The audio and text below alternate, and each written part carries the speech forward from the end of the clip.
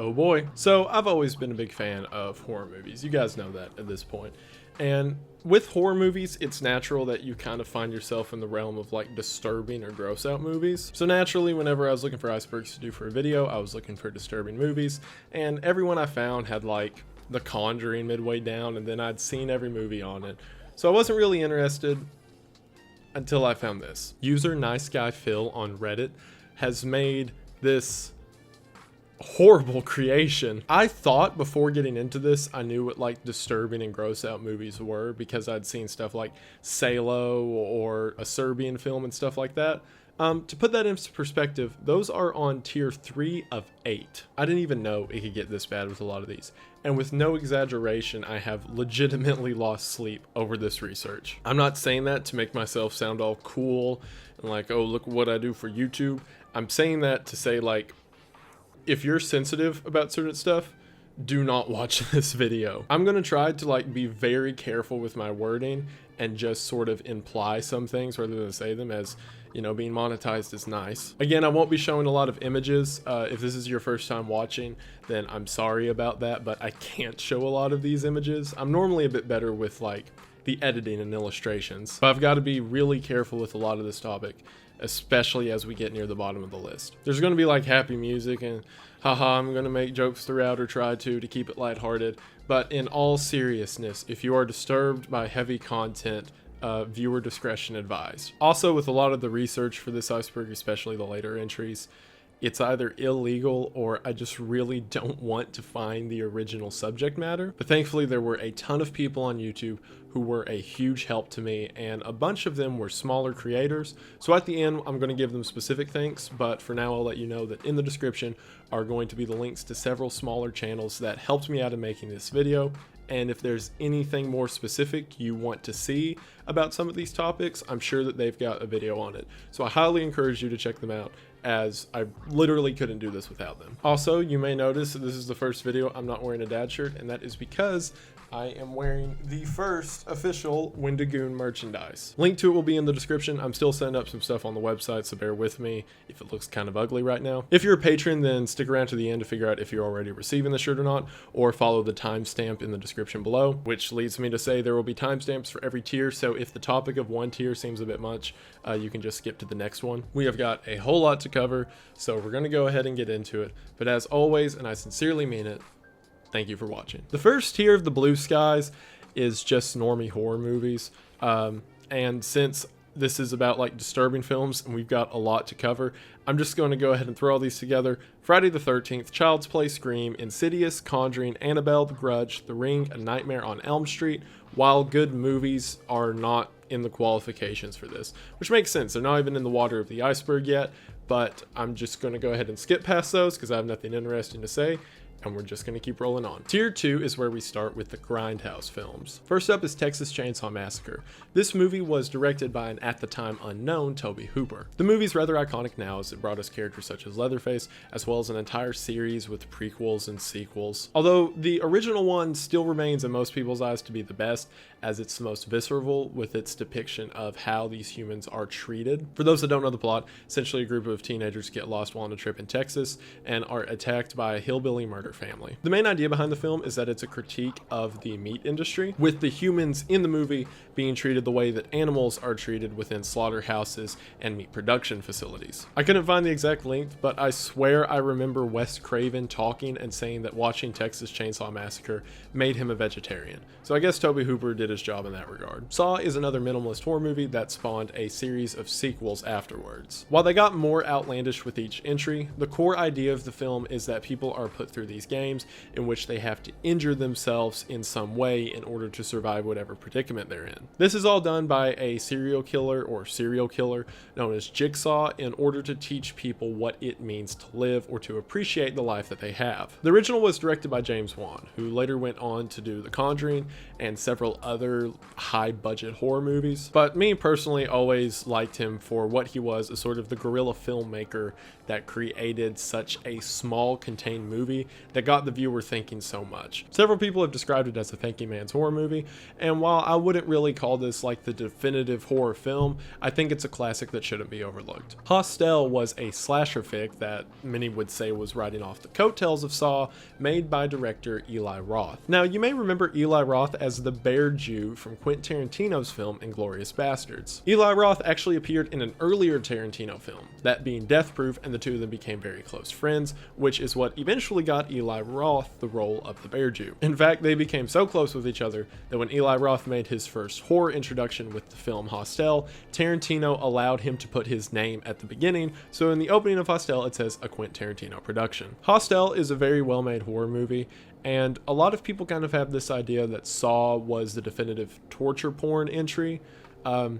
We're gonna get into the real torture porn later, but we'll save it for now. However, Hostel is much more brutal in its depiction of violence than the original Saw ever thought about being, sequels not included. Tusk is a now rather well-known cult classic by director Kevin Smith. This was part of Kevin Smith's horror movie trilogy, in which he did this, Red State, and the one about like talking sausages in a store, not Sausage Party, but same idea, live action. It's body horror but with a twist. Whereas traditional body horror is ideas of people getting mutilated or cut up, this film was more so about the actual changes or metamorphosis of the human body. Basically, plot of the movie, a man kidnaps a young journalist and then puts his body through a surgery that converts him into a living seal abomination thing. A lot of people find this really disturbing. I think it's funny, but I enjoyed the movie either way, so whatever. Human Centipede is, in my opinion, one of the most misunderstood movies ever. From director Tom Six, the movie actually comes, or the idea of it, from a conversation he had in which people were trying to figure out what the appropriate punishment for child predators might be. While a lot of people just kind of view the movie now as like exploitive and awful and vile and whatever, the original I do feel like had a purpose. At least when I watched it, I picked up on a lot of Nazi symbolism with the way that the evil doctor acts and the experiments themselves. They're very similar to that of Joseph Mengele and the Angel of Death experiments, and I viewed it as kind of a modern interpretation of what evils like that might exist.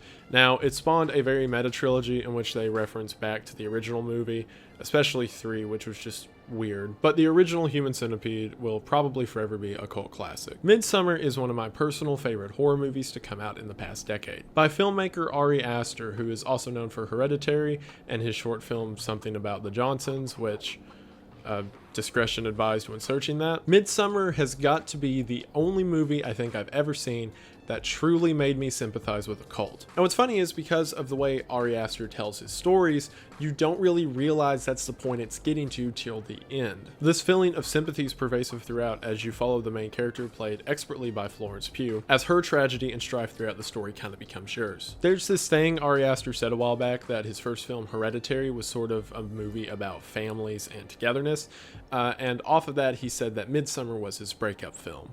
And then thinking about the emotions you feel throughout and how you kind of go through the 5 stages of grief with the characters, yeah, it really does feel like a breakup movie. If not in a literal way, then in a very deep-rooted emotional way. I highly recommend Midsommar to anyone who hasn't seen it. Now, there's 2 more movies on this tier, which I promised to a certain somebody that if they ever came up on a video, they could talk about it because they are 2 of her favorite movies. So here she is, your favorite idiot, to tell you about House of a Thousand Corpses and The Hills Have Eyes. Okay, so 2 movies on my top 10 list of favorite movies, because I love horror. Horror is my favorite genre are The Hills Have Eyes and The House of a Thousand Corpses. The Hills Have Eyes is a Wes Craven movie. It came out in the 70s, and it follows a family, like a normal everyday family. They're on vacation somewhere out west because it's a lot of like open stretches of road and deserts.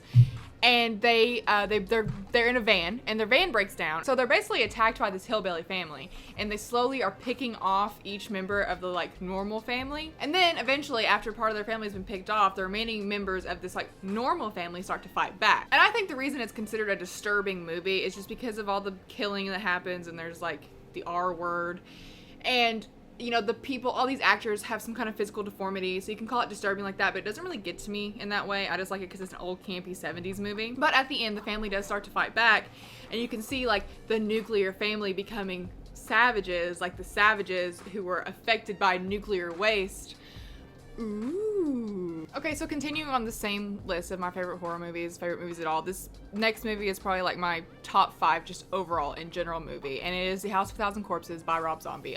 Rob Zombie is unironically my favorite director just because I think he encompasses everything about horror that I love, like the campiness of the 80s, the practical effects, the really hilarious characters that he writes that there no way could ever possibly be a real, like no real person would ever act like that, like no real person could possibly be like that deranged. So the entire movie feels like you're at a haunted house because, I mean, literally it opens up, they're at Captain Spaulding's haunted house, and that definitely adds to the whole disturbing feel of the movie, and that's how a lot of Rob Zombie movies are. That's definitely how the 2 sequels to House of a Thousand Corpses work. I guess if you're scared of people getting murdered or like torture movies, it's disturbing, but I mean, like, aren't all good horror movies disturbing in some way? But yeah. We are now on to tier 3, which is your sort of hardcore exploitation films. Also, I want to say to the side, Nice Guy Phil absolutely knocked it out of the park with this Iceberg. This is the only Iceberg I've ever seen that every single tier has a specific meaning to it. Like tier 2 we just did was Grindhouse films, this one's exploitation films, and each tier is a specific genre or type of disturbing movie. I just wanted to mention that because I thought it was really cool, and it made getting into this a whole lot cooler, or dreadful, because we'll get to it later. This tier is probably where most of the disturbing movies you've heard of on YouTube come from, but like I said, it's just 3 of 8, so yay. Solo, or 120 Days of Sodom, is based on the true story of what happened at the end of World War II in fascist Italy. Also, I should mention, this is the point where I'm going to quit recommending movies because if you're the type of person to watch one of these movies, you either already know about it or I'm not going to be the one to tell you. The plot revolves around a group of essentially rich elites who realize that they're probably going to be killed by the time the war is over, so they decide to just let their cares go to the wind and spend the last days of the war in complete sin and evilness. They do this by bringing 18 teens, 9 boys and 9 girls, to essentially a castle and then being horrible. While a lot of people just kind of view this movie as standard gore porn, evil, exploitative stuff, which, trust me, I get it. This does feel purposeful, at least especially compared to the stuff later in the list, as the purpose of it is to show the true effects of men, and specifically these real things that happen that a lot of people have just forgotten about. The film is structured as the 4 parts of Dante's Divine Comedy, and we see the slow dip from depravity into evil as it passes throughout the movie and mirrors that of ancient literature. That didn't stop, however, the movie from being banned in most countries, as well as several arrests made to producers and editors, and 3 weeks before the film came out, the director was murdered. So yeah, people didn't take too kindly to it. Martyrs is a tale of 2 women who are held in captivity for the majority of their younger life and later come to get revenge on those who wronged them. The movie is often hailed as being so disturbing by specifically the end scene, which involves someone having skin and then not having skin, although there are scenes throughout of general violence and torture scenes. While a lot of people view this as your standard like gore exploitive stuff, I absolutely love Martyrs. It feels very reminiscent of the internet horror story that was floating around a few years back called Gateway to the Mind, but it's a very excellently done tale of redemption in my opinion, and it sort of weaves a mystery throughout of what's going on that by the end of the movie it ties a nice bow on it, and you're able to recognize everything that's just happened and some of the actions that take place before make sense. If you're okay with a lot of violence and viscera, I would recommend Martyrs to anyone who likes horror. Pink Flamingos is a movie from John Waters, the guy that did the original Hairspray. Yes, I'm not kidding. Released in 1972, it is a story of a family who claim to be the filthiest family alive, and yeah, they're probably in the running for it. There's a lot of like weird Kith related stuff throughout the film that is gross. Like any other John Waters movie, there's this overarching idea of being true to oneself, even if it's not the best option in this case. There were several references to things like human trafficking and cannibalism and like a chicken. The film's probably most famous for a scene in which a drag queen eats dog poop. And no, that's not a joke, that actually happens on camera. But if me saying that just now like turned you off to this video, turn back now. Shouju Sabuki, I'm probably pronouncing that wrong, is a banned Japanese anime. The basic plot is that a young girl finds her mother dead, and this scene itself is very brutal. Like, she pulls off the covers and there's rats crawling inside of her and stuff like that, to which she's then picked up by a traveling circus. And then from there, it just gets into a lot of shock factor stuff, like the girl being abused and the circus freaks abusing each other. And like, there's a scene with puppies that doesn't need to be there, but it is because it's shocking and yada yada yada. Some of you may know this film because it was trending on TikTok a while back. Like, people were pointing at it as a sort of shock site type thing. But in my opinion, it's kind of just shocking for the sake of being shocking. While there is sort of this overarching plot of like sticking true to yourself in the face of evil, it doesn't justify the things that are shown on screen. A Serbian film is one that you're probably familiar with if you know the disturbing movie trend. This movie is about a man who is a Kith star who is contracted by the shady men to be in very special films. From there, the movie just kind of keeps up the idea of making it worse and worse, from the other actresses who are in these films to the things that he has to do in them, leading all the way up to a climax that's really gross and just gross for the sake of being gross. Where to me, the film just feels kind of try hard, and there's this thinly veiled plot over it just to connect one extreme scene to the next, which is actually what the director would agree with, because he said that the purpose of this film was a way to attack the fascist censoring that was occurring in Serbia at the time, hence titling it a Serbian film. Which, if the entire point of this movie was just made to make people upset and throw a middle finger at the censor bar, good job, I guess, but that doesn't necessarily make it a good film. Human Centipede 2 was what I was talking about with the original Human Centipede, and that the sequels just kept amping up the factor. The plot itself is very meta too. A person who's working in a parking garage sees the original Human Centipede movie and gets inspired to do that to people that he kidnaps. While the film tries some artistic things, like the whole thing shot in black and white, it's kind of a facade for a lot of the more extreme stuff the film puts forward. Like, for example, there's several scenes of self-mutilation, and he's trying to build a longer human centipede, and it gets grosser and more intense. And I do think that this was just a way to capitalize off the first movie, as all of those effects I was talking about in the first of being purposeful and meaningful with this presentation feel totally lost here in favor for just basic gore porn. Cannibal Holocaust is believed and stated by many to be the original found footage movie. This mockumentary was set up as if a film crew traveled to the rainforest, or Green Inferno as they call it, and made contact with a local tribe of savage natives. Supposedly, these savages wiped out the original film crew, which warrants a essentially military group to go in and find the original supplies and wipe out the locals. However, what's interesting is they find from the cameras of the original film crew that went in that they had initiated the violence by burning down villages in order to get good shots and attacking and abusing the local women in order to make them more upset. And in my opinion, it's a really good movie in that regard, as it raises the question of who is the real monsters.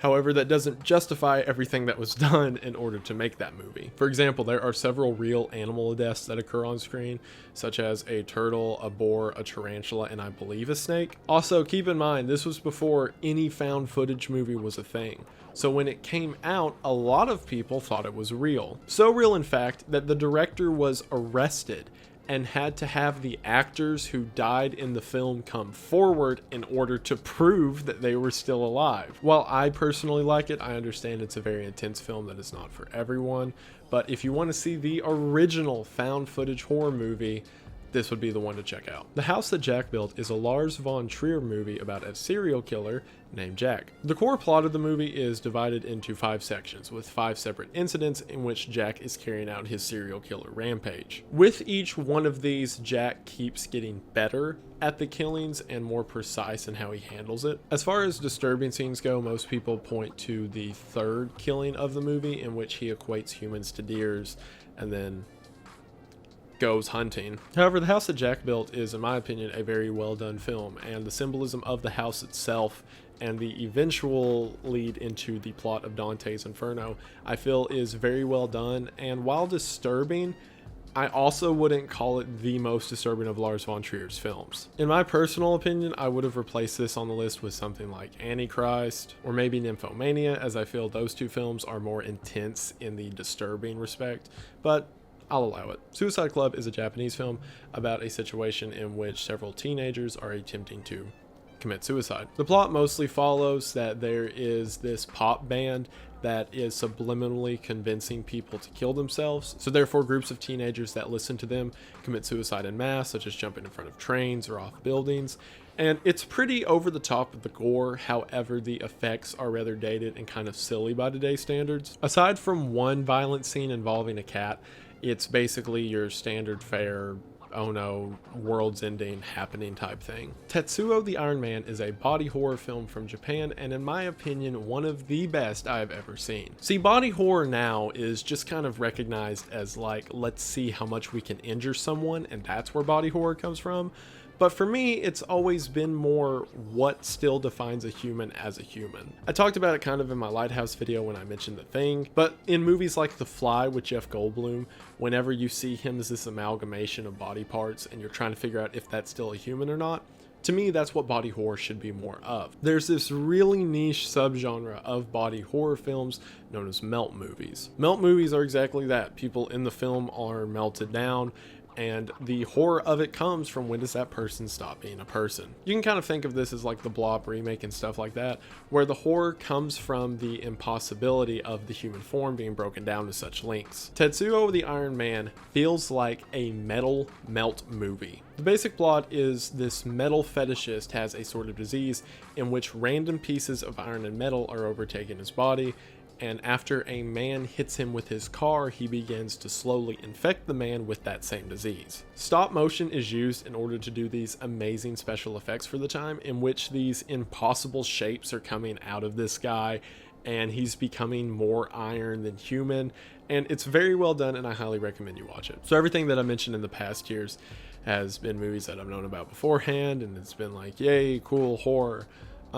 This is where that stops. Tier 4 is mostly mock snuff. So yeah. For those that don't know, a snuff film is a movie that exhibits either real world murder or violent Kith acts of some kind. So this entire tier is movies that are trying to be that, but aren't. Probably. We are now dipping from movies that I have seen to things I've never heard of before making this, and I want to emphasize how thankful I am to the people in the description who had reviews and breakdowns of these films so that I didn't have to suffer myself. But just reading the descriptions and seeing screenshots from a lot of these movies was enough to do me in. I'm not going to get into a lot of the details as I can't, but again, if you're interested, check out descriptions below, and I'm going to do my best to not hurt you. Slaughtered Vomit Dolls is the first in the Vomit Gore trilogy by Lucifer Valentine. Yep, there are 3 of these movies, and they're each just the worst. I am disgusted by vomit, personally. That and snot are things that I just don't want to interact with or look at. And this entire trilogy is just for people with a vomit fetish. And also gore. It's just like intense mutilation, like people having pieces removed and taken off, and then other people throw up on it, and then that just keeps repeating itself. I have seen breakdowns of this movie, specifically John Joe Lyons reviews, talked about like the symbolism in it and how the entire trilogy is supposed to be a girl's walk through hell. And I'm not by any means saying people shouldn't be allowed to make this kind of thing just because it's not for me, but when I say it's not for me, I mean this is really not for me. There was one funny scene described in which a woman loses her arm and then someone else is trying to play the guitar with it, so that's fun, I guess. I'm just going to go ahead and get this trilogy over with because the other 2 movies are also on this tier, and I really don't want to talk about it anymore. The second movie in the trilogy, Regurgitated Sacrifice, is the same thing with people vomiting and blood and all that. There's a scene with an octopus where someone gets boop, and then an octopus gets output. I really don't want to describe this for YouTube, but you just bear with me. There's another scene where a tarantula goes in a place it shouldn't be. Yeah. And then finally, the third movie in the trilogy is known as Slow Torture Puke Chamber, which is somehow the most tame of all of the titles. This one's the same as the last two, only there's also like other bodily excrements, so diversity, I guess. And while yeah, people say there's like artistic purpose to this, like I'm sorry, I don't really see it. If you enjoy it, then good on you. I don't, and I feel a lot of it is very exploitive and really, really try hard. I mean, no disrespect to Lucifer Valentine either. I never thought I'd say that phrase. But to me, an outsider looking in, the premise of the movie feels very much so like what would happen if you gave a bunch of 14-year-old kids a budget and the 14-year-old kids wore Thrasher t-shirts and like those big DC skate shoes and were told to be as gross as they could. However, I will recommend that a couple of creeps on YouTube, which again, description below, did a very funny and cute coverage of this series. So check that out if you're interested. But now I don't have to talk about it anymore, and it's your guys' problem now, so yay. Also, when it comes to like the P word, I've said it in phrases earlier, like gore porn and like torture porn and stuff like that. I feel like YouTube doesn't like it if I say just the word on its own, so I'm going to continue to just call that kithing. So just to let you know. So this movie, Life and Death of a Kith Gang, is about a director who does Kith movies who is approached and offered the prospect of doing snuff films. Also, his group of people decide the best way to do these kind of films is on a traveling circuit where they do it on stage. And basically, from everything I've read, because remember I'm researching at this point rather than watching for the sake of my soul, the film becomes about the balance of morality or soul versus worth. So like, what are you willing to do in order to make money and how far is too far? However, everything I've read also just looks kind of exploitive. Like there's a scene involving a horse and a lot of blood and stuff like that. But at least this one's kind of different in that it's kind of meta. Rather than just being about like mock snuff, it's about a crew of people having to do snuff. So cool, I guess. Snuff 102 is an Argentinian film about a reporter who goes to try to figure out if snuff films are being performed in the local area and then is dragged into one. Also, I should mention with a lot of these movies that are not English, there exists no English dub or sub for the movie, since for some reason there doesn't seem to be a big demand for that kind of thing. And also there's not like a ton of demand to have the movie translated or described, so most people just watch this with having no idea what's going on. Not that it matters. I did see something online that the narrator compares snuff films to Kith films since they both profit off of like the human body being defaced in some way. So for that, the movie could kind of be viewed as an anti-pornography film. And everything I read says this movie features a lot of human and animal death. So cool. Also, I feel like adding the ography to the end makes it better. This isn't getting monetized, who cares? August Underground is touted by a lot of people to be the most disturbing film ever made, and also a real snuff movie, even though it's not. I also want to mention one of the best YouTube channels I've ever seen, not that he needs my shout out, is Spooky Rice, as he prevented me from having to find these things on my own. So thanks, Spooky. If you like this kind of disturbing movie trend, you probably already know about him or need to check him out. The main plot is that these two friends have people trapped in their basement that they're torturing and abusing. The movie, however, keeps cutting between these scenes and normal everyday scenes to imply that what we're watching is raw footage from their video camera. Again, more to hammer in the idea that we're watching an actual snuff film. There's a lot of mutilation and people getting hurt and gross and more gross, and yeah. This movie's also infamous because people have called the police several times believing it to be real, but like, it's got a sequel with the same people, so like, probably not.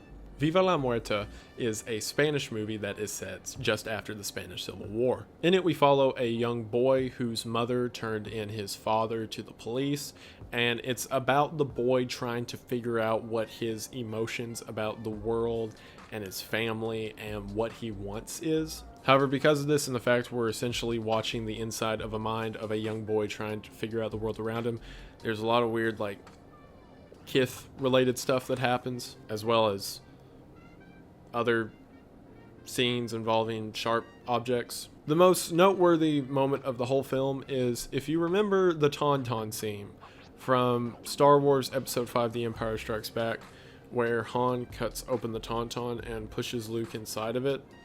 So imagine that, only they really did it with a bull. So yeah, that's cool. Guinea Pig is technically 2 movies, the first of which being Devil's Experiment. This movie's a pretty big deal as it's widely regarded as a real torture movie. This Japanese film is literally just an entire movie-length recording of a woman being not treated nicely. In the movie, everything happens from her, from being burned to sound torture and other just like kicked and mean stuff. What I can say about it is absolutely none of it involved Kith stuff. So that's really cool. Good job, I guess. And then at the end of the movie, she dies, so cool. The sequel, known as Flower of Flesh and Blood, is famous because Charlie Sheen, after watching it, called the FBI. This one is the exact same as the first movie, only it was a bit more bloody, and it was about a crazy samurai serial killer who's like cutting someone up, but the effects are like laughably bad. Oh, I forgot. There is a third movie in this series called He Never Dies, which is about a man who tries to kill himself and realizes he can't die. So he starts doing stuff like taking all of his organs out or whatever. And the movie ends with him just being a head sitting on a table and going, you know what? I don't think I want to die anymore. This one's just like a comedy, which is so weird coming off of the first two.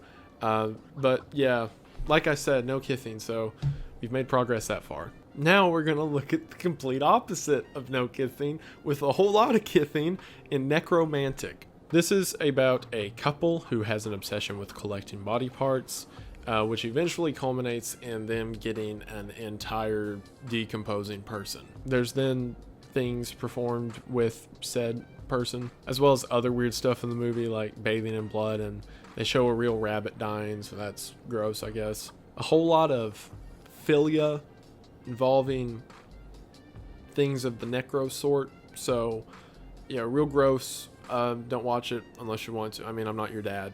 You can watch whatever you want, unless you want me to be your dad, in which case, hi son, how are you today? How was school?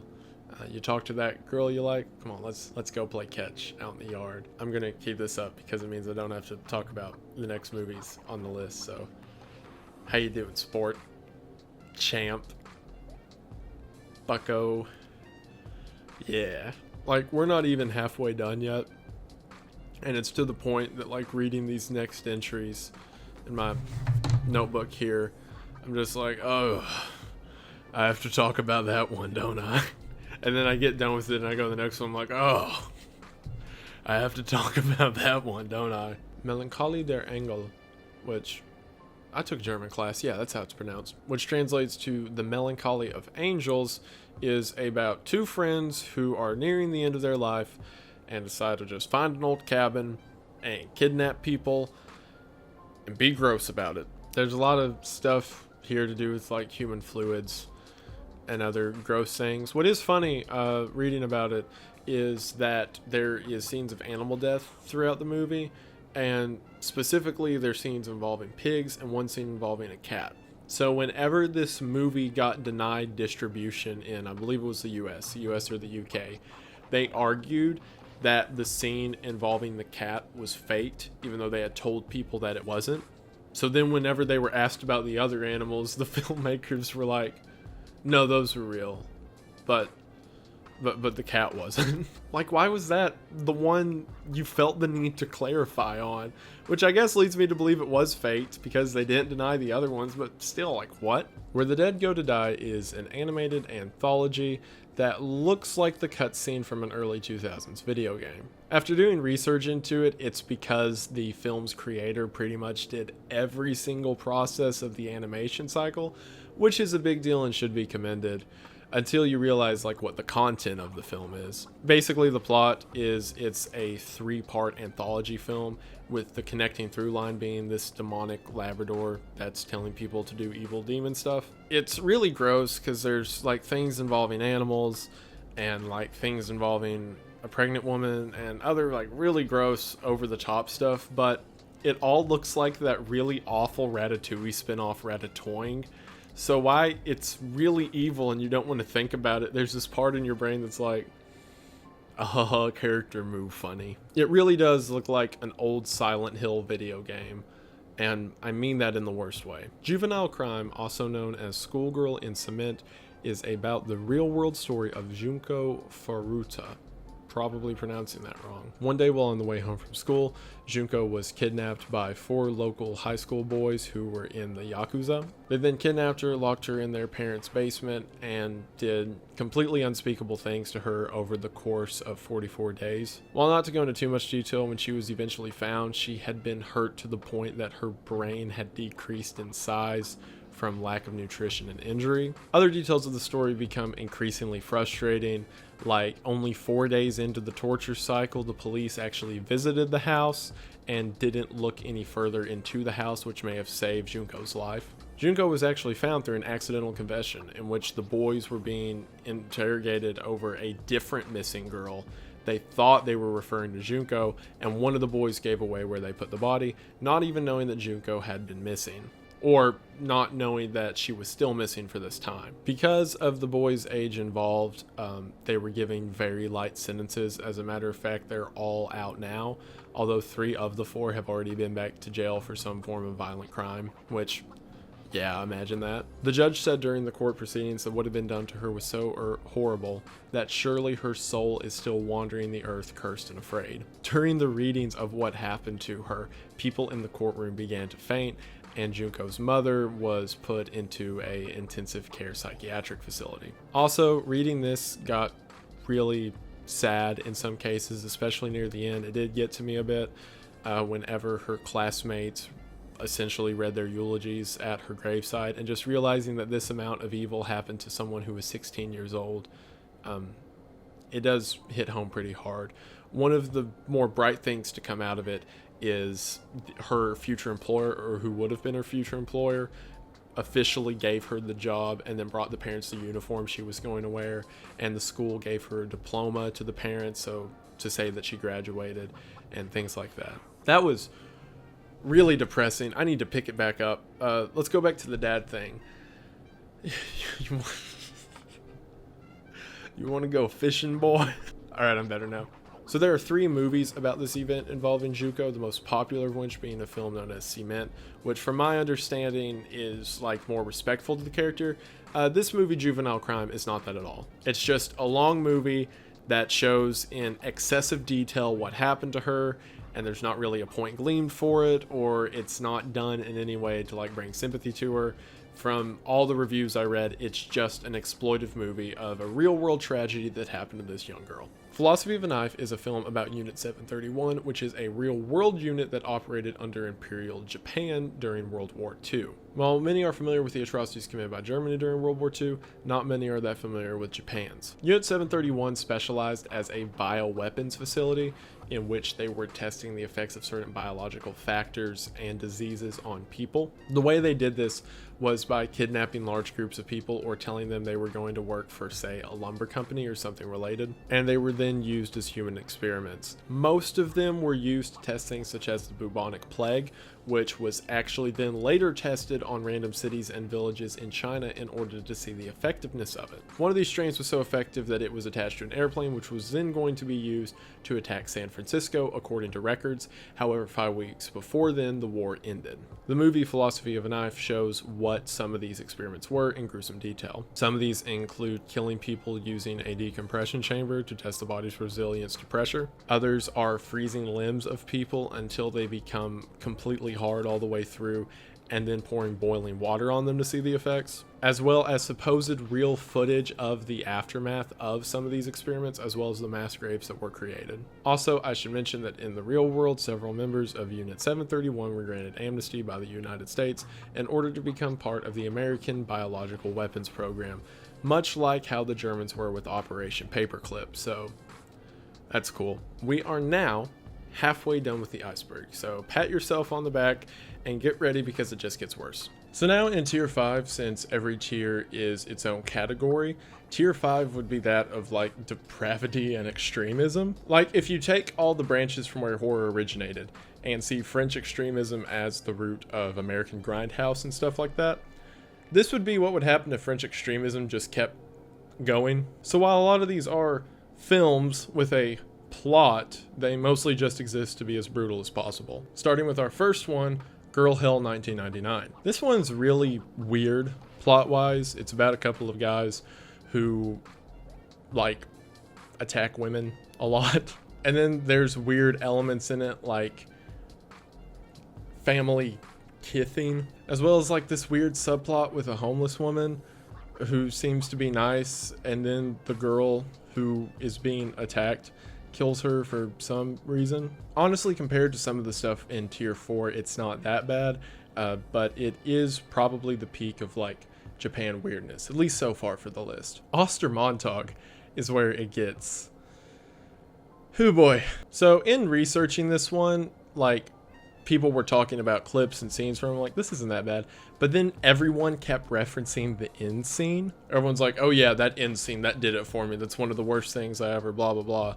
And I couldn't find any info for what it was except for one message board, and I wish I hadn't. Basically it's just further women violence in various ways, with things like needles and eyes, which is always fun, as well as with the others, fluids, and yeah, gross. Ostermontag is German for Easter Monday, which I'm sure means something in the film. Again, a lot of these don't have English translations in any regard, so you just kind of got to guess. But I will say the ending was probably the grossest thing I've ever seen done with a knife, so I guess that stands for something. The next title, Women's Flesh, My Red Guts, is from Japan, as you could imagine. The plot of this one, as Spooky Rice covered, seems to be mostly about a woman who her man left her, and to cope with it, she just starts mutilating herself in creative ways. Now, what's interesting about this kind of movie, I believe Baroque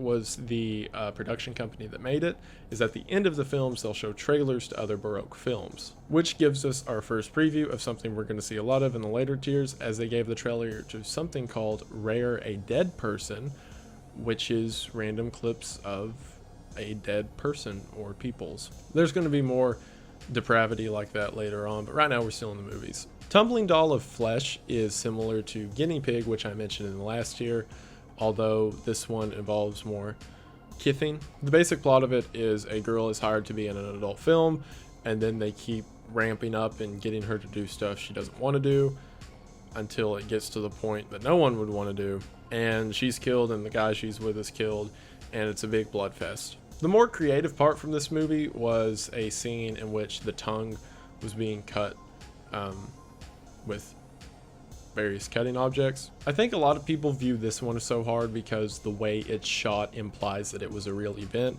but it wasn't. There were actors and it was a director who made it, and like a lot of the effects kind of give it away because they do look really dumb, but I guess just the idea of it is enough to make people think, oh, this is some crime that we've got to do something about, when no, it's just weird stuff. Mei-chan's daily life is based off of a manga by the same name. Basically, the plot of it is a girl discovers that she has regeneration abilities, so she can lose a limb and then regenerate it.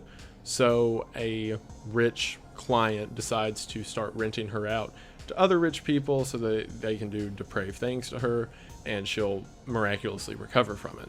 Now, people have said that they like the manga as it's some kind of like artistic look at horror and violence. However, whenever you take that from a manga to a live action version, it's just Kith stuff. All the reviewers said that a specific gruesome scene involving the eye and stuff like that is what elevates it to the level that it's held at, and that the effects are very well done.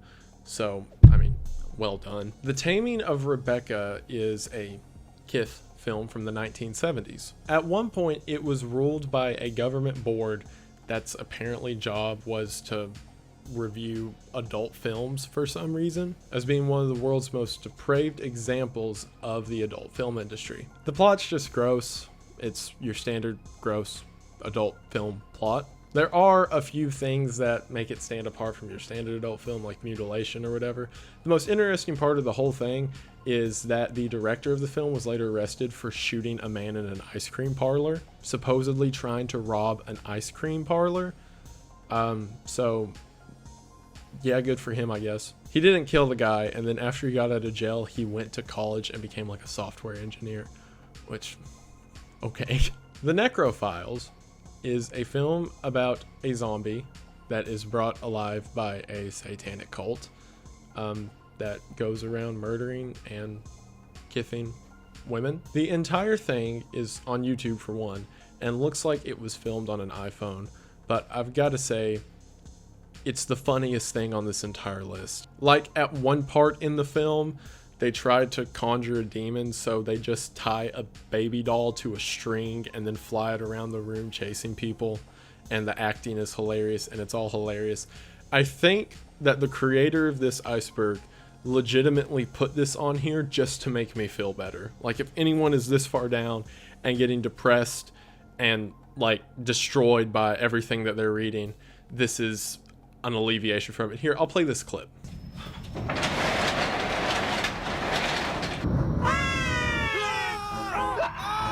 So, thank you, Nice Guy Phil, for making me feel a littlest bit more okay with this. The one thing I would say that's like gory, quote unquote, about it is the blood effects do look pretty good. If I had to guess, they used like real animal stuff from a slaughterhouse to do it.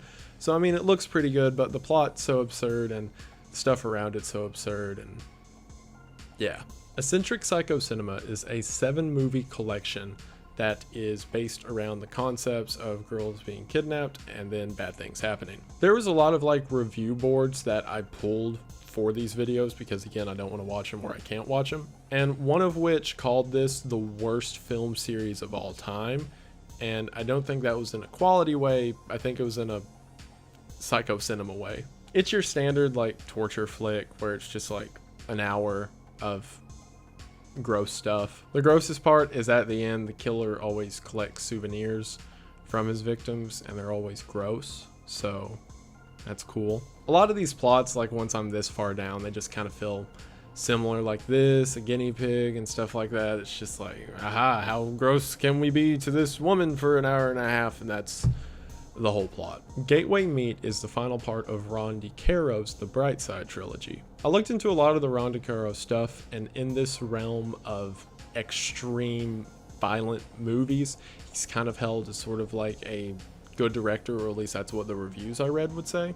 All of his stuff is very intense with its depictions and the subject matter. The plot of this one is that there is a family of Satan worshippers who the father figure passes away, and it's now up to the son to open up a gateway to hell, which naturally is done by being as violent and as horrid and evil as you could possibly imagine. So the standard evil things that you could picture would happen in order to open up a gateway to hell happen. The one, I guess, controversial element to it is that his 6 or 7-year-old daughter appears in the film. However, the way they do it is shot to imply that she's there, although she's actually not, such as a still frame of her saying something and then cutting back to the scene involved. So even though it's edited to look like she's there, she's not actually on the set with all of these gross things. However, a lot of people understandably consider the very inclusion of it in any regard to be too much. I also have to mention, for some reason, I don't know if it's a political jab or what, there's random shots of George Bush throughout the entire movie.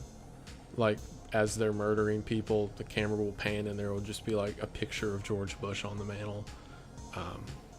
So yeah. When it comes to a lot of these, especially when I'm like this far down researching, I find myself asking weird questions about it, because on the one hand, I don't want anything to be censored. I don't want to get to a point where we can't talk about certain elements.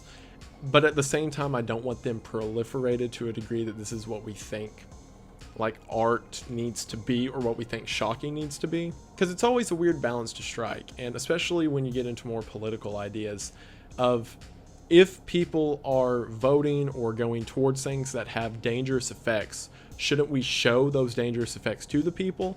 But at the same time, you don't want your entire society to be based on ideas of violence and evil. So there's got to be a middle ground somewhere, and honestly, I don't know the answer. It's just a question that I find myself asking as I get into this. Like, Not necessarily where should the line be drawn, as in what should or shouldn't be allowed, because that's kind of a loaded question, but more so what is the preferred line to be drawn, or what should we encourage or discourage in a society? I don't know, just food for thought. Tier 6 is entirely shockumentaries, or as they're also known, Mondo films. And what better way to describe what a Mondo film is than with the 1962 Italian documentary, Mondo Cane. Mondo Cane translates to A Dog's World, and it seems that the purpose of this film was to kind of push people into realms that they're not comfortable or familiar with. So in 1962, it was pretty rare for people to see anything outside of their bubble or outside of what their broadcast stations tell them. And the point of the documentary was to take that a step forward. So for example, they show things like open graves that exist in Mexico, radiation damage done to the Bikini Atoll in the South Pacific and how that affects the wildlife there. And a lot of it is purposefully juxtaposed with how Western societies do something versus how other societies do it. Like for example, it shows a dog park in San Francisco in which people are very cute and close with their pets, and then it cuts to a scene in New Guinea in which dogs are raised and killed for food. The idea is kind of to like disillusion people with their way of living, and in that respect, I guess it works. There's some really weird details too. For example, it keeps going back to New Guinea since, according to the film, that's where the least developed group of people were at the time. And the narrator says plenty of things that you couldn't get away with saying today, like savages and whatnot. There are some interesting takes from New Guinea, like for example, it shows a woman who is supposed to be a bride for a coming man, so they just lock her in a box and feed her tapioca till she loses weight. But Mondo Cane did really well, and it inspired several creators to come forward later and start the same idea of showing documentaries that are about extreme things that most people do not think about, which is where the word Mondo Films comes from. Cannibal Holocaust, which I mentioned earlier, is sort of a play on the Mondo film idea. One of the most famous Mondo films of all time is known as Faces of Death. While Mondo Cane may have been the original, a lot of people call this the classic shockumentary. The preface for the documentary is that there is a doctor who studies death. Specifically, he studies how different cultures handle death and how death occurs. He shows it in a lot of regards, such as animals in illegal dogfighting rings, and slaughterhouses in which animals are brought into the meat industry. The movie progressively gets more intense with it though. For example, we then see public assassinations, which are rather well known, along with other things like executions. It then gets into like animal attacks and keeps ramping up until we're at the point where we're just seeing police footage of people murdered on the street. Oddly enough, for such a low dollar documentary, especially coming out in the 1970s, this film grossed $35 million at the box office. Now the big deal with Faces of Death is about half of it was real, as half of it was not. See, we're at the point now where we're not really talking about fake movies or setups anymore. We're into the real stuff. Faces of Death inspired a movie that came shortly after, known as Traces of Death. Traces of Death is a 5-part series that is exclusively videos of people dying. This includes everything from public suicides, such as jumping off buildings, to terrorist attack aftermath. It then shows things like autopsies, and the whole thing has a sort of true crime feel to it, as if we're watching someone come up on these scenes from just randomly on the street.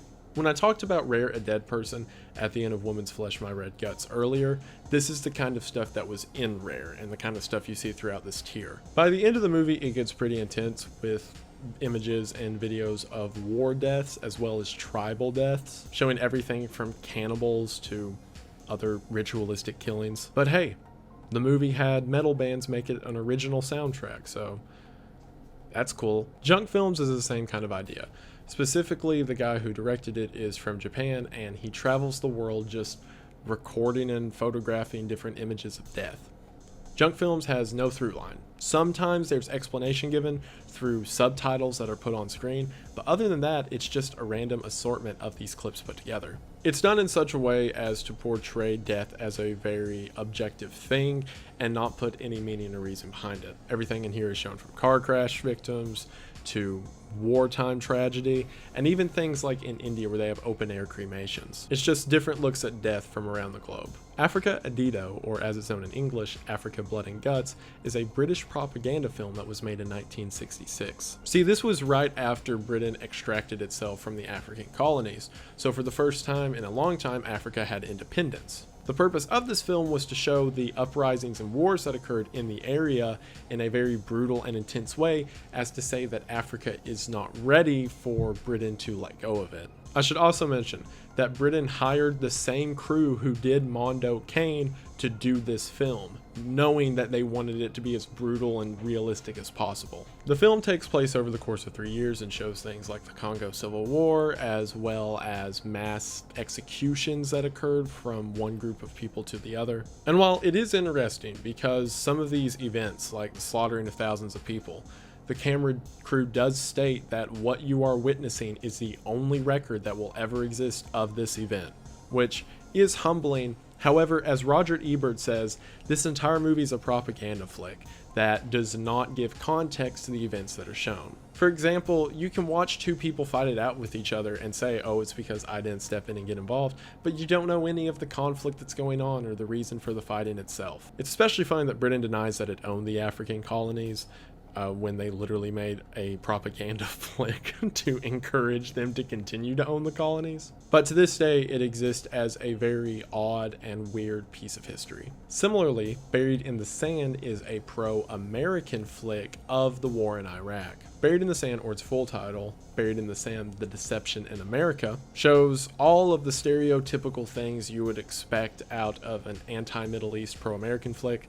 like beheadings, suicide bombings, and all that. It draws several parallelisms between the Middle East and Nazism, such as catching these out of context scenes of kids raising their hand up and saying that's an Aryan salute, which doesn't make any sense. And then showing kids in school and saying, see, look, they're being indoctrinated. And again, no context is given. It's another odd example of a very one-sided documentary and sort of serves as the antithesis to what Mondo Cane and junk films were. Whereas they portrayed death and evil in a very objective top-down way, both this as well as African Adio are very trying to get across the point that this one view is the reason this is happening and we've got to do something about it. Orsko the Embalmer is made by the same guy that did the Junk Films video.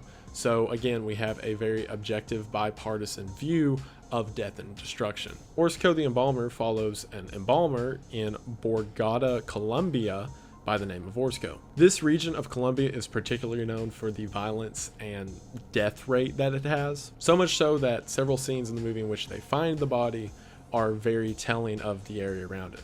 For example, at one point, a woman was found dead at a playground and the kids were just playing around her, not giving any mind to her lying there because they're so used to seeing death. I should also mention an embalming in the late 80s, early 90s Colombia is nothing like a Western embalming or an embalming you may be thinking of, because the whole process is he cuts them open, pulls out all of their organs, stuffs them with anything from hay to newspaper, and stitches them back up. The movie's very surreal since it's just a bunch of videos of that, them finding a body, bringing it in, stuffing it full of stuff, and sending it back out. And while it may seem throughout the movie that the embalmer's very cold or making jokes about the bodies and stuff like that, at the death rate that this area experienced at the time, and given his job, he kind of has to be. Death File Red is another one of those Mondo-style series in which the whole point is to show the brutal side of the world. While there is your standard death fare in this one, what makes it different than the others is the living examples they have of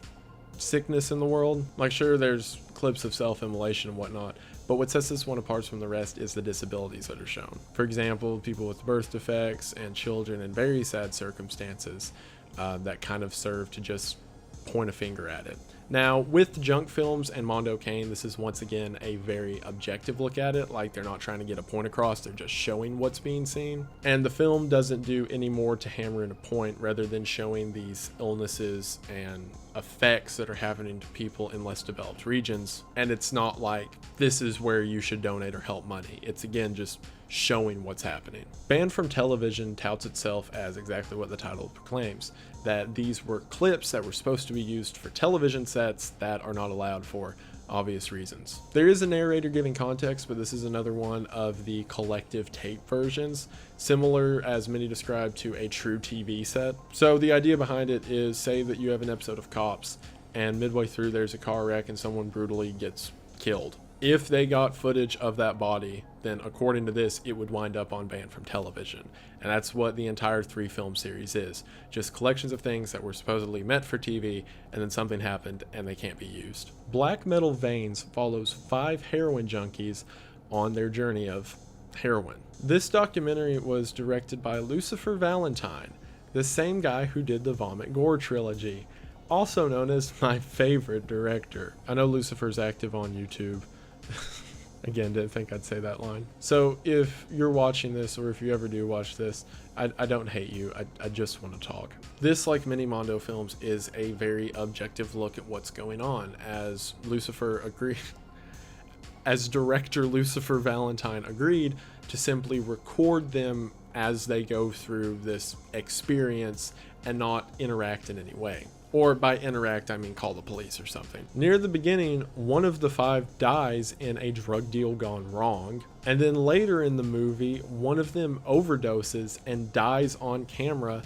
And there's, as agreed, no attempt to call the police or stop it. Other things are viewed, such as one of the junkies gets into prostitution in order to pay for the heroin, to which the camera just records it. While this can be viewed as sort of a telling of don't do drugs, kids, and just a very hard, brutal look at where drugs can lead you, specifically heroin, given Lucifer Valentine's other work, I'm gonna guess that this is just a coincidental benefit, and that the main purpose of this, just like the other shocking movies, is to be exploitive and just point a finger at something and go, ain't that weird. The Dark Side of Kith is another documentary that was produced by the British government. This one was specifically produced by Lion Television for Channel 4 and had Christopher Eccleston narrating. Yeah, the 9th Doctor from Doctor Who. The purpose of this was to be an anti-Kith propaganda flick that featured the dark side of the industry, from things such as STDs being prolific, as well as women and both men being forced to work. It got into the hard part of it too, which included drugs and murder and animals. One entire episode of this series was dedicated to Animal Farm, which is something that will be brought up in Tier 8. Archivos de Morte, or as it translates to Archives of Death, was really hard to find any information on because, there's nothing really that exists for it in English. From everything that I've heard, it's kind of like your standard shockumentary. It also includes a lot of surgery stuff, such as prenatal care and like cosmetic surgeries gone wrong. But from what most people who have seen it say, it's more so exploitive than something like junk films, as it's trying to get a message across. So yeah, that's it for Tier 6. So while Tier 6 was like Mondo shockumentary films, Tier 7 is exclusively that. These descriptions are going to be very short, as I both don't want to go into it and can't go into it. UNKB002. I'm going to say 2 words, and if you know what they are, you know what I'm talking about. If you don't look it up. And those words are coprophagia and urophagia. Yeah, I should also mention that most of these are Japanese. Guso milk 1 to 4 is the exact same thing as what I just said. I should mention that this one has kind of had a challenge associated with it, similar to the 2 Girls 1 Cup video that went around, in which people get their friends to watch it to gross them out. I will mention this is like the pinnacle of grossness. Channel 309 is a Kith film that particularly focuses on the very hardcore aspects of it, such as disabilities and demonic elements, like characters dressing in goat head outfits in order to conjure the devil. The entire thing is edited to look like nightmare fuel, like with heavy metallic and industrial noises and quick glitched editing and stuff like that. I should also mention that there was one website that was very like satanic and evil in its imagery that mentioned in the description for this video, because again, pretty much all these you have to actually order on DVD, that this was one of the most disturbed and messed up on its entire site. So take that as you will. So I think this one's on the wrong tier.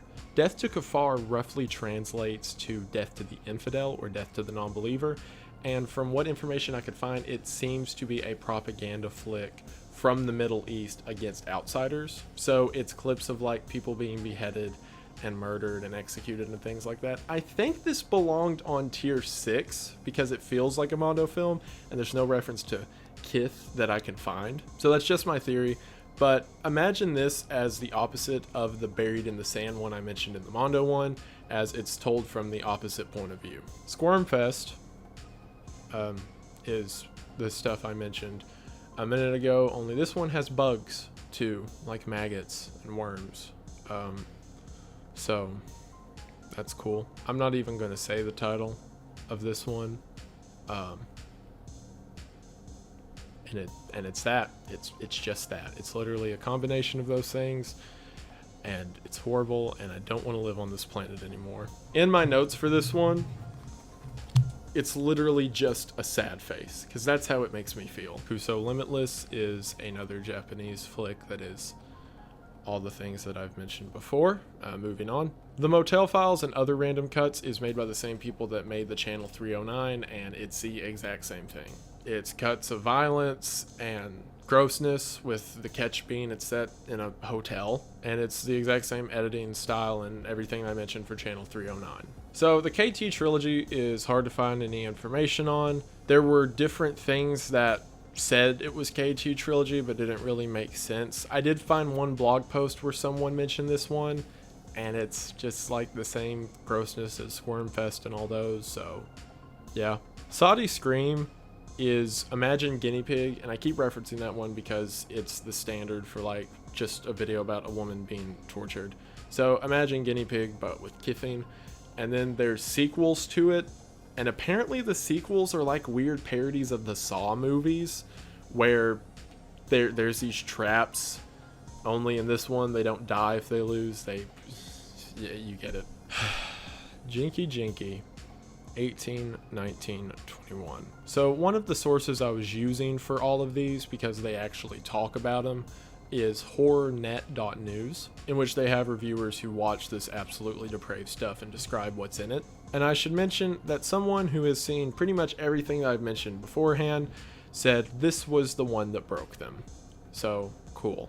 If you are familiar with my core Iceberg series, when I talked about the Sabici Tomatovic tape, or the spider related one, I said that after she got out of that whole scandal that she got popular in Jinky Jinky. So this is the type of place that welcomes that sort of behavior. It's specifically weird stuff involving weird things. Specifically, and without going into any detail because I don't want to, 18 involves fish, 19 involves worms, and 21 involves frogs. Do with that information whatever you will. No Vaseline, the Great Swindle, is the same people who did Channel 309 and the Motel Files. And it's the same. People said this one had machinery noise in the background to be more creepy and like industrial noises. It's got the same demonic overtones. And everything I found is just like, it's so try hard. It's like, if you had, so earlier I mentioned like a group of like 14-year-olds. This is like if you had a group of like 17-year-old edgy kids who like set the neighbor's trash on fire, and you tell them to make a real gross and messed up film. This is like what they would do, because it's just like a regular film, and then they wear creepy masks, and then they edit it to be real scary.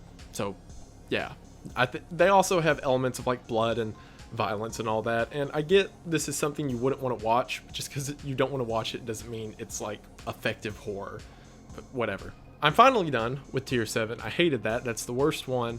And now we're into tier 8, which is exclusively snuff films. And yes, I'm more thankful to talk about this than I was the last one, because you haven't seen the things that I have to do this video for you. So all of these are snuff films on tier 8, except for one. Now, this one should probably have been in tier 7, similar to how the Death to Kafar one probably should have been in tier 6. But I'm glad that this one was in tier 8 instead, because it's so special to me. There's the word, my attempted pronunciation of Emoções Sexuais de Cavalo.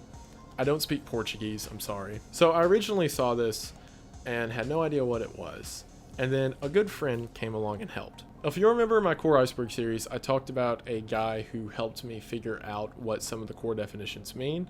That friend of mine, who I've met through Reddit and YouTube, John Callahan 98, which if you see him in the comments or on Reddit, please thank him for this, is from Brazil and therefore can speak the language. So I send this to him and I'm like, hey man, do you have any idea what this can mean? No sources for it are in English. And he was like, dude, are you sure you want to know? So thanks to him, he informed me that this is an old film that was made sometime between the 60s and 80s. That is a Kith film involving a horse, right? Okay, so that's standard degeneracy, like whatever. But what's special is why it was made. The plot's weird too. It's like this dude has AIDS and then he's chasing people around, and I guess it's to be like anti-AIDS in the 60s, I don't know. But the reason it was created is because at the time, the Brazilian government was under a dictatorship that censored all information. So their strategy was that rather than letting people make their own films, they're just going to make them for everyone. That way it's state oriented. Which they saw that there was a market for this kind of film. So the Brazilian government produced, funded, and made a film with a horse. Which means it is state sanctioned. It's so bizarre. Like, why would a government make that? And it's a really weird example of like, gotta give the people what they want. But like, do you really? And what's wild is that's not the only one. There are others involving different species, and it's so weird and so odd. Brazil never stopped being Brazil. Snuff R73 is really weird, as pretty much no one talks about it. So every forum that I came across to find information on stuff for tier 8 was pretty open with talking about the other ones. Like, oh yeah, this happens and this does. But as soon as someone would mention R73, everyone would shut up. There were people in the comments of the original question like, you can't talk about that. Do not talk about that on the ClearNet. Only talk about it on a Tor browser, etc. A bunch of people compared what was in it to Most Disturbed Person on Planet Earth, which we'll get to in a second. But supposedly this one contains high production stuff made for it. In other words, people with money producing it. And by a lot of people who do sort of mention on the ClearNet, they implied this may be the worst snuff film out there. No, I did not get on a Tor browser to find this stuff. I would like to keep my existence, thank you. Speaking of Most Disturbed Person on Planet Earth 1 to 3, also known as MD Pope online, is what we're going to see several of, called mixtape films. Mixtape films are exactly that. There's no narrative to it. It is just jumbled together clips, or essentially a compilation video of these things. A lot of the stuff on this tier, if you're familiar with like live leaks, I guess wouldn't be that odd or strange to you, but if you're not, it really is some of the worst stuff you can come across. MD Pope is basically just a compilation of stuff that you could find on shock sites. This includes stuff like the Mr. Hands video, animal abuse, the Mexican chainsaw video, and stuff like that. Also, you apparently can't find a copy of this on the ClearNet or anything that isn't the darknet. However, one of the guys that I've mentioned in the description, Brutality Rule 666, gave an in-depth description of all of the clips that are seen in this film. So if you really want to know, check out his channel. But I'm not really going to talk about it here because, like, again, if you know live leaks, you get the point. Fubar is another one of these mixtape films. Another one of the guys that I was watching to keep up with this stuff, unboxed, watched, and reviewed. This made him throw up, which is saying a lot considering he covers all the stuff I've talked about previously. This one has execution shots and crime scene videos, and where this is different from like the Shockumentary and Mondo stuff I talked about previously is a lot of this is like in-person modern day, so it's a lot more intensive and gross with it. There's also clips of surgeries and stuff like that, and the thing I mentioned earlier, Animal Farm. Animal Farm may be the most widely banned film of all time. There were copies that made its way into the UK in the early 90s, to which the UK police had these massive like breakdowns and invasions to try to rid every copy of the movie in existence. The content of the film is Animal Farm, and supposedly they had destroyed every copy of it in existence until Fubar came out. In it, there are clips from the original Animal Farm, meaning that someone kept that quiet in enough time for this to come out, redistribute it under this hidden title, and then put it back out there. So this is a once thought destroyed film now put into production as something else. Also, I should mention, like, all of these are highly illegal because there's a difference, like, in legality between, like, having something that someone dies in and then having something that the express purpose is, like, unseen crime, basically. Most of these will catch you either a cheese pizza charge all the way to withholding evidence. So I highly stress, do not research, do not look up on your own, please. The one thing about this one that's really weird is in between the brutal, awful clips, there will be Happy Tree Friends episodes, which, all right, cool. I know I keep saying cool, but like that's my just default reaction to this filth. The Ogrish collection is from an older website known as Ogrish, which is essentially a mixtape or greatest hits of the stuff from their website. Ogrish rebranded in 2006 to Live Leak, so same thing. What's really weird about this one is that there was an Indiegogo campaign for it, which didn't have any contributors, obviously. There's just an FBI agent watching the Indiegogo page like, oh, I see that your mom 666 donated to the Ogrish collection. Interesting.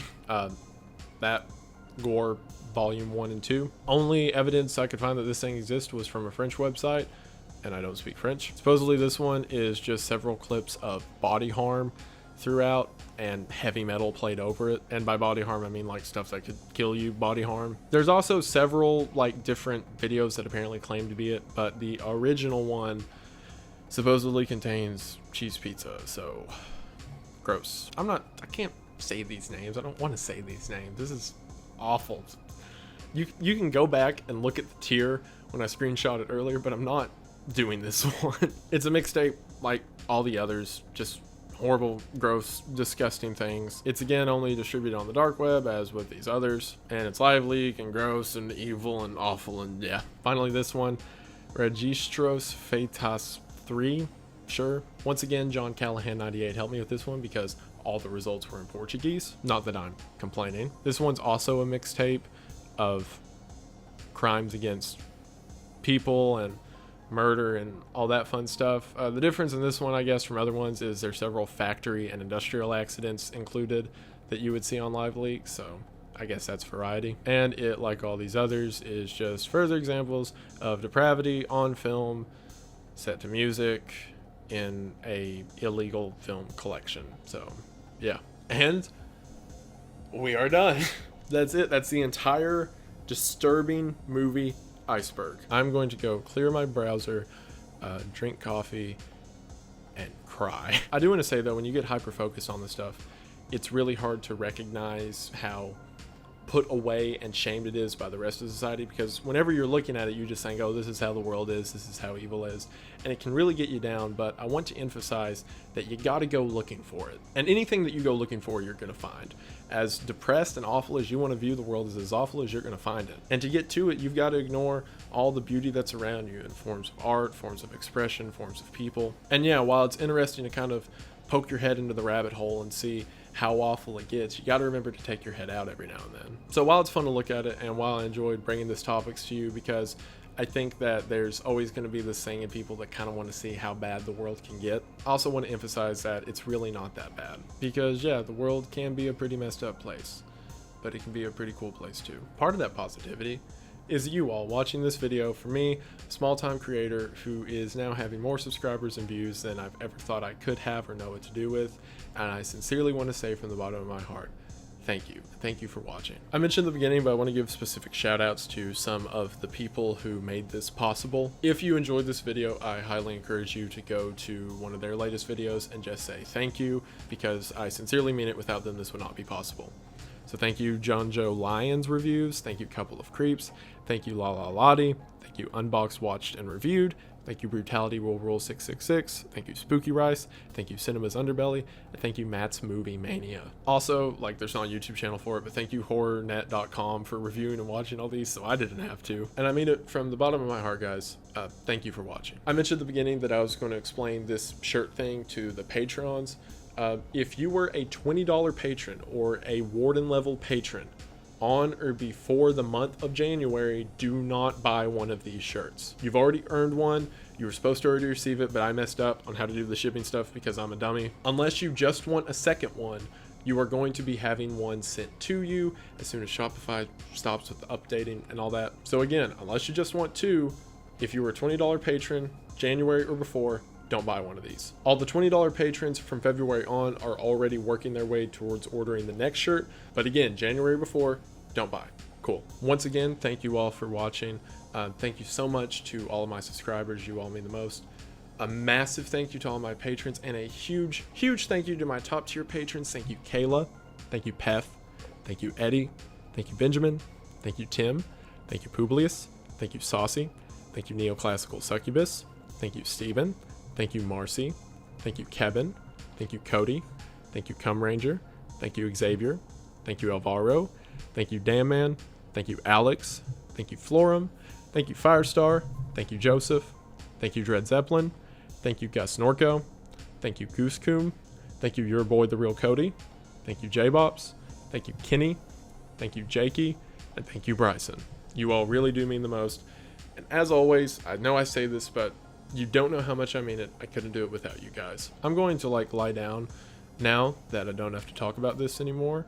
The next Iceberg video will be up soon-ish, probably. I'm also probably going to do a video about To Catch a Predator soon because I need something to alleviate me from all this. So I'm going to go clear my browser history, as you probably should after watching this. But sincerely, thank you all for watching, and I will see you in the next one.